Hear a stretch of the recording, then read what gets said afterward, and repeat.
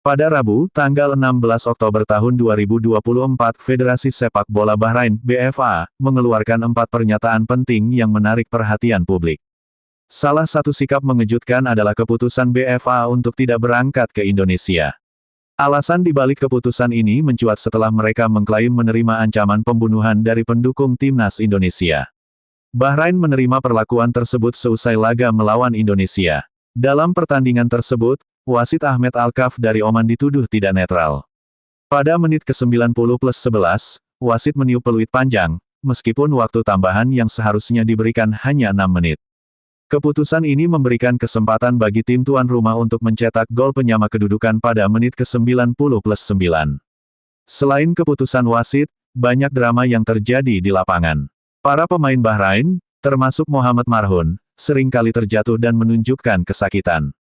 Anehnya, tindakan ini seringkali dianggap sebagai pelanggaran terhadap timnas Indonesia oleh wasit Ahmed Alkaf, menambah ketegangan dalam pertandingan tersebut. Situasi ini memicu reaksi beragam dari publik, terutama penggemar sepak bola di Indonesia. Banyak yang mempertanyakan integritas kepemimpinan wasit dan keadilan dalam pertandingan. Kontroversi ini menjadi sorotan utama di media dan di kalangan penggemar sepak bola. Ketidakpuasan terhadap keputusan wasit dan ancaman yang diterima oleh BFA menandai momen penting dalam sejarah sepak bola regional. Insiden ini menunjukkan betapa kompleksnya dunia sepak bola, di mana faktor di luar permainan seringkali mempengaruhi hasil dan reputasi tim. Arya menyatakan bahwa keberhasilan menyelenggarakan Piala Dunia U17 2023 menjadi indikator penting bahwa Indonesia menawarkan lingkungan yang aman dan nyaman, terutama bagi Bahrain. Ia menekankan bahwa kehidupan sehari-hari di Indonesia dikenal ramah dan bersahabat, mencerminkan karakter bangsa yang penuh kehangatan. Menurut Arya, penyelenggaraan Piala Dunia U17 2023 berjalan dengan sangat baik, menunjukkan komitmen Indonesia terhadap keamanan dan kenyamanan bagi semua peserta. Berbagai acara internasional yang diadakan di Indonesia selalu berlangsung aman dan nyaman, sehingga tidak ada alasan untuk merasa khawatir, jelasnya. Arya mengungkapkan rencana Ketua PSSI Erick Thohir mengirimkan surat kepada AFC. Surat tersebut bertujuan untuk menegaskan komitmen Indonesia dalam menyediakan lingkungan yang mendukung bagi semua pihak yang terlibat dalam event internasional.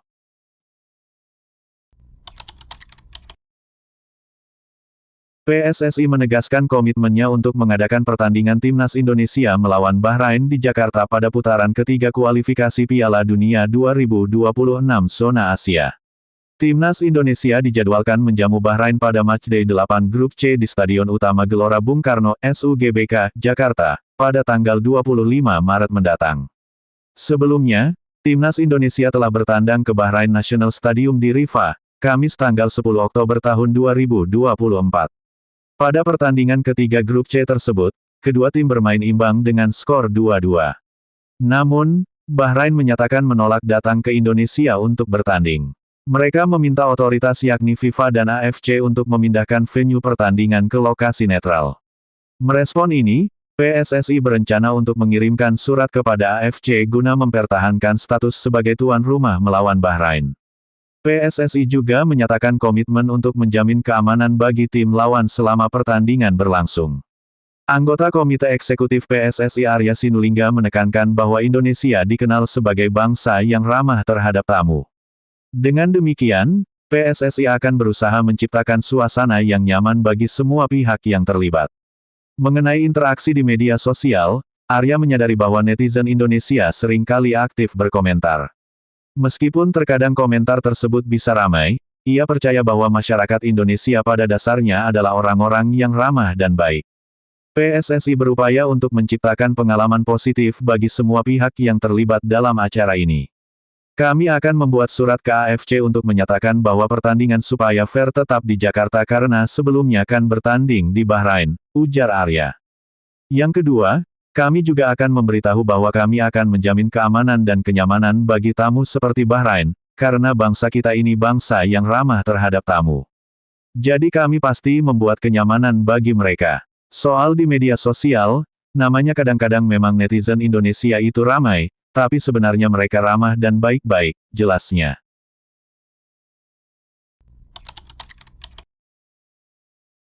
Eleanor Reynders sudah memberikan respons usai dicoret Shin Tae-yong dari skuad timnas Indonesia dalam laga kontra China pada putaran ketiga kualifikasi Piala Dunia 2026 zona Asia. Skuad Garuda telah melanjutkan perjuangannya di putaran ketiga kualifikasi Piala Dunia 2026 zona Asia pada Oktober tahun 2024 ini. Dalam pertandingan terkininya, tim asuhan Shin Tae-yong menderita kekalahan pertamanya ketika melawat ke China pada Selasa tanggal 15 Oktober tahun 2024 malam kemarin. Pertandingan berakhir dengan skor 1-2 di Qingdao Youth Football Stadium, Qingdao yang mana anti klimaks dari yang diharapkan dari timnas Indonesia. Keputusan Shin Tae-yong banyak dipertanyakan oleh para supporter timnas Indonesia, termasuk mencoret Eleanor Reynders sejak sebelum pertandingan.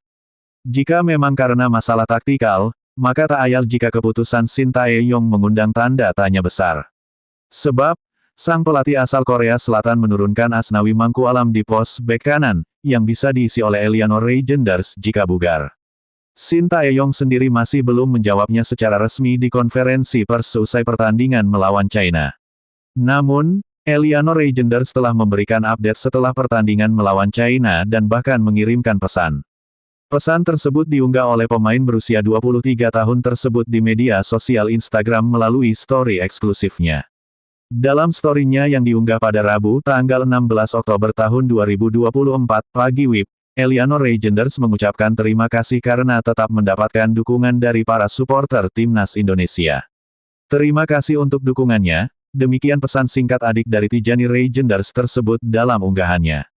Setelah ini, Reynders akan kembali ke klubnya, PEC Zwolle, yang akan berlaga lagi di Eredivisie Liga Belanda pada Minggu, tanggal 20 Oktober tahun 2024 malam WIB mendatang dengan menghadapi NAC Breda.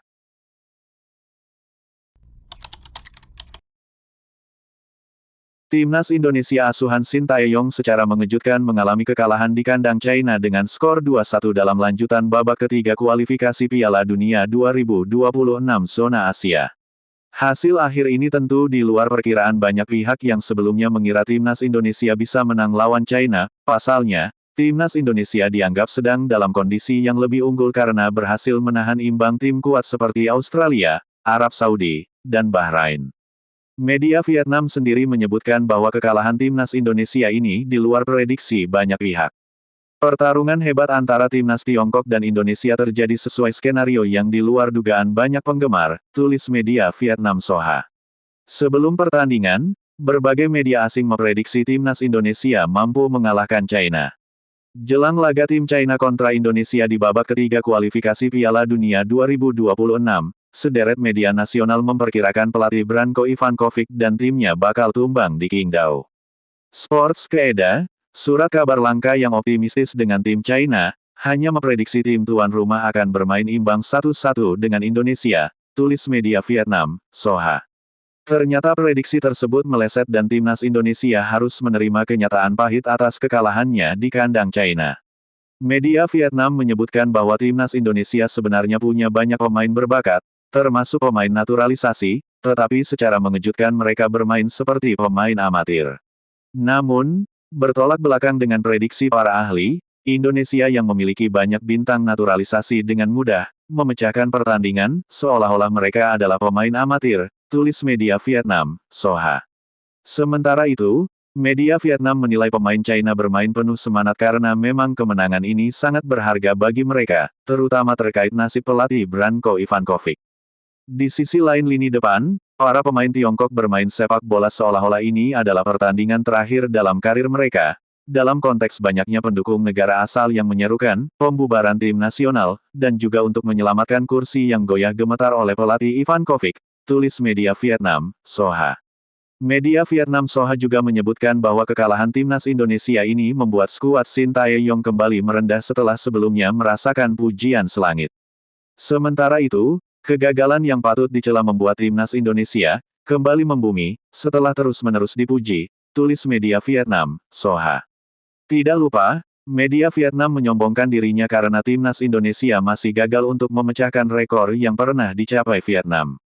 Kekalahan tersebut juga membuat tim Indonesia tidak bisa menyamai tonggak sejarah lama tim Vietnam di bawah asuhan pelatih Park Hang-seo, yaitu meraih 4 poin di babak ketiga kualifikasi Piala Dunia 2022, tulis media Vietnam, Soha.